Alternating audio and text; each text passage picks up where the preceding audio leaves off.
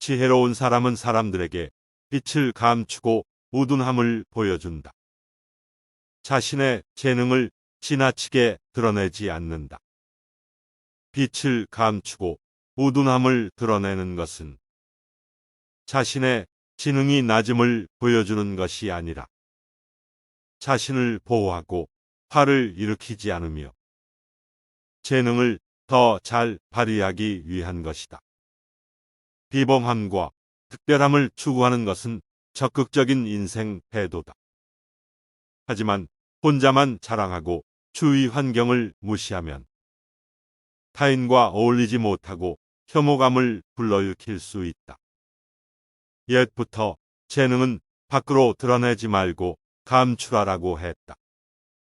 이 도리를 알아야 소인의 질투를 받지 않고 하는 일을 순조롭게 전개해 나갈 수 있다.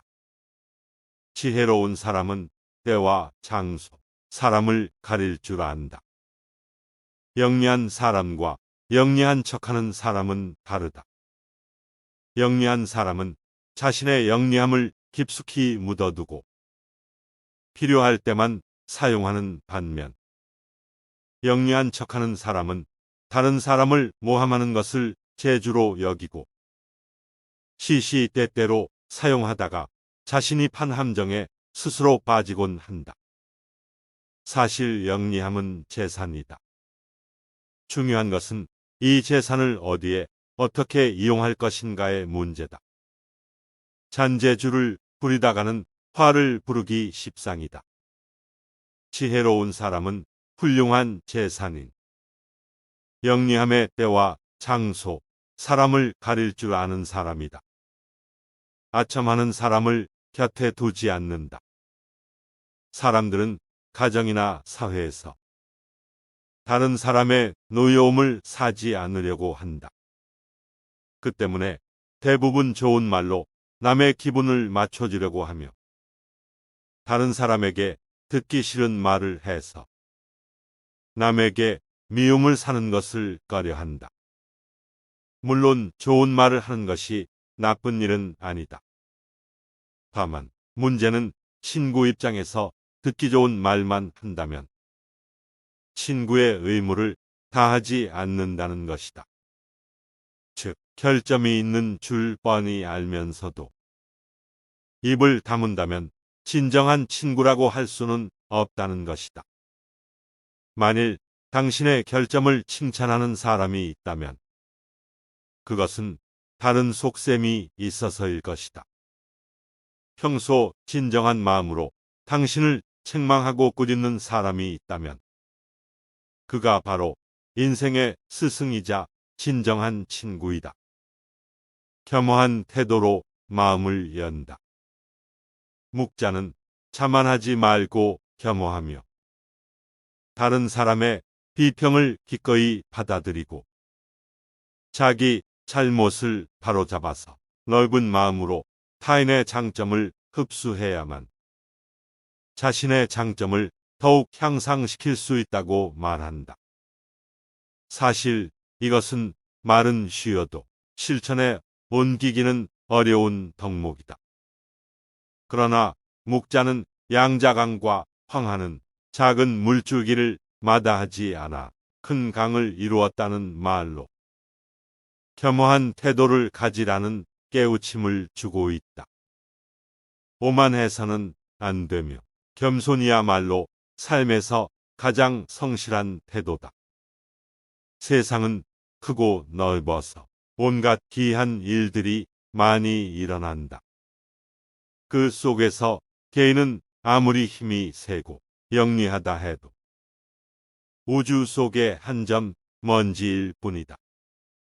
때는 사람 위에 나는 사람이 있다고 자기보다 뛰어난 사람은 언제나 존재하기 마련이다. 상대방의 자존심을 짓밟는 의미 없는 논쟁은 하지 않는다. 논쟁이 시작되면 쌍방은 원래보다 자기 관점을 더 고집하기 십상이다. 사실 논쟁은 아무런 의미도 없다.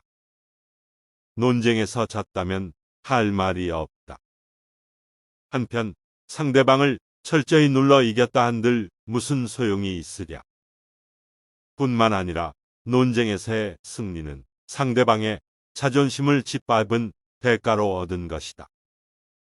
남의 체면을 깎아 얻은 승리 때문에 상대로부터 원한을 사서 화를 당할지도 모르는 일이다.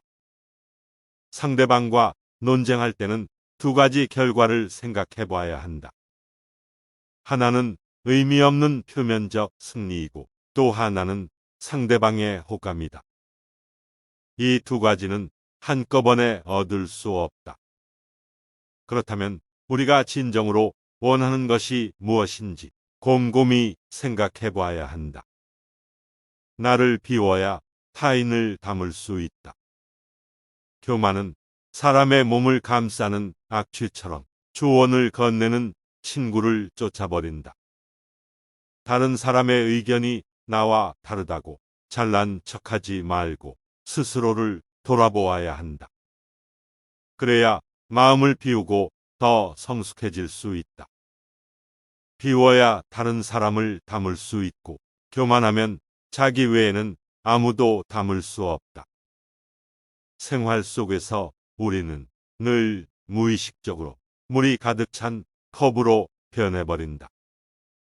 그러나 자만을 내려놓고 마음을 비운 채 다른 사람을 따라 배운다면 우리가 모르는 많은 것들을 발견하게 될 것이다. 겸손에는 두 가지가 있다. 지위가 낮거나 능력이 부족할 때 겸손한 것은 대단한 일이 아니다.